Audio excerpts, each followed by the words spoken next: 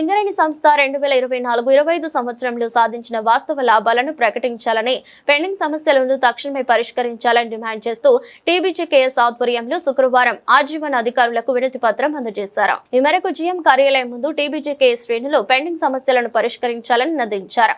ఈ సందర్భంగా TBGKS RG one ఉపాధ్యక్షులు Vaddepalli Shankar, senior vice president Nune Komaraiah మాట్లాడుతూ సింగరేణి సంస్థ వాస్తవ లాభాలను ప్రకటించి లాభాలపై 35 వాటా ప్రభుత్వం ప్రకటించాలని డిమాండ్ చేశారు. కాంగ్రెస్ ప్రభుత్వం మెడికల్ ఇన్వాలిడేషన్ జరపకుండా తాత్పర్యం చేస్తూ మెడికల్ బోర్డును రద్దు చేసే యోచనలో ఉన్నట్లుగా ఉందని అన్నారు. సింగరేణి యాజమాన్యం త్వరితగతిన మెడికల్ బోర్డును నిర్వహించి మొన్నటి మెడికల్ బోర్డులో 54 మంది నలుగురినే అన్ఫిట్ చేసింది జరిగిందని, మిగతా వారిని కూడా అన్ఫిట్ చేయాలని డిమాండ్ చేశారు. ఇంకా 10 డిమాండ్లను వెంటనే పరిష్కరించాలని డిమాండ్ చేశారు. సింగరేణి వ్యాప్తంగా అన్ని జీఎం కార్యాలయం ముందు సింగరేణి కార్మికులు ఎదుర్కొంటున్న సమస్యల మీద జీఎం ఆఫీసులలో మెమోరాండం ఇవ్వడం జరుగుతుంది. నిన్న అన్ని గనుల మీద నల్ల బ్యాడ్జీలతో మెమోరాండంతో ఇవ్వడం జరిగింది. రేపు సెప్టెంబర్ 2న పెద్ద ఎత్తున చెలో కొత్తగూడెం హెడ్ ఆఫీసు ముందు భారీ ఎత్తున ధర్నా జరుగుతుంది. ఈ ధర్నాలో కోల్ బెల్ట్ ప్రాంత ప్రజాప్రతినిధులు కూడా పాల్గొంటున్నారు. ఏదైతే సింగరేణి కార్మికులు ఇవాళ ఎదుర్కొంటున్న ప్రధాన సమస్యలు గెలిచిన ఏఐటీసీ ఐఎన్టీసీలు పక్కన పెట్టి కేవలం ఇవాళ కార్మిక సమస్యలు అంటే ఏదో మజాక్ అనుకొని ఫైరవులు చేసుకుంటున్నారు.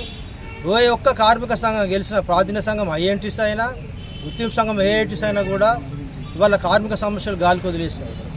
వీళ్ళు స్వచ్ఛ సమావేశాల్లో ఏ అంశాలను ప్రస్తావించారో ఆ అంశాలను మొన్న జరిగిన గత 15 రోజుల జరిగిన స్వచ్ఛ సమావేశంలో కొన్ని డిమాండ్లు సానుకూలంగా యాజమాన్యం ఒప్పుకున్నది.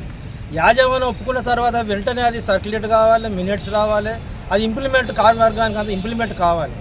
కానీ అట్లా యాజమాన్యం చేయక గుర్తింపు సంఘం కూడా వాళ్ళని ప్రశ్నించకుండా ఏదైతే ఒప్పుకున్న సమస్యలను మమ్మల్ని ఇంప్లిమెంట్ చేయాలి సార్ అని మళ్ళీ వీళ్ళు మెమోరాండం ఇవ్వడం జరుగుతున్నది. ఇంత దౌర్భాగ్యమైన పరిస్థితి గత ఎన్నడూ కూడా జరగలేదు.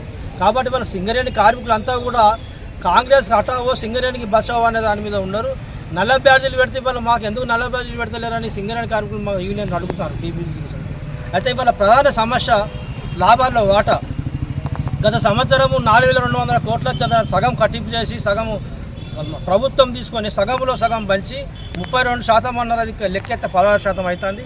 ఈసారి అట్లా కాకుండా మార్చిలో ఇయర్ కంప్లీట్ అయింది. మార్చి నుంచి ఇప్పుడు మార్చి, ఏప్రిల్, మే, జూన్, జూలై, ఆగస్ట్, సెప్టెంబర్ గత 5-6 నెలలు అవుతుంది. ఇంతవరకు లాభాలు అనేది ఎంత వచ్చింది, ఎంత పోయింది, లాభాల వాటా ఎంత ఇవ్వాలి ఏందనేది కూడా ఇంతవరకు యాజమాన్యం ప్రస్తావిస్తలేదు. గుర్తింపు సంఘాలు కూడా ప్రశ్నిస్తలేవు.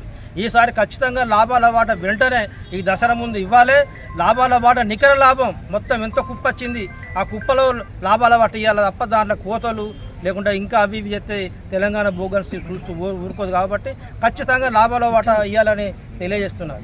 అట్లనే ఇవాళ ఏదైతే 98లో జాతీయ సంఘాలు చంద్రబాబు నాయుడు దగ్గర తాకట్టు పెట్టిన డిపెండెంట్ ఉద్యోగాలు తండ్రికొడుకుల భర్తీని ఇవాళ అప్పుడు తాకట్టు పెడితే కేసీఆర్ వచ్చిన తర్వాత తెలంగాణ బొగ్గన్ గారి ఆధ్వర్యంలో 2018 పునరుద్ధరించి దాదాపు 14,000 మంది డిపెండెంట్ ఉద్యోగాలకు ఇస్తే ఇవాళ గుర్తింపు సంఘాలు, ప్రభుత్వము ఇవన్నీ కూడా చూస్తూ ఏదైతే ఉన్నదో డిపెండెంట్ హక్కును ఇవాళ మొన్న 50 మంది ఇన్వాలిడేషన్ పోతే కేవలం 4 అయ్యారు. అంటే దీని అర్థం ఏంటంటే భవిష్యత్తులో మెడికల్ బోర్డు ఉండదనే ఒక సంకేతం ఇస్తారు.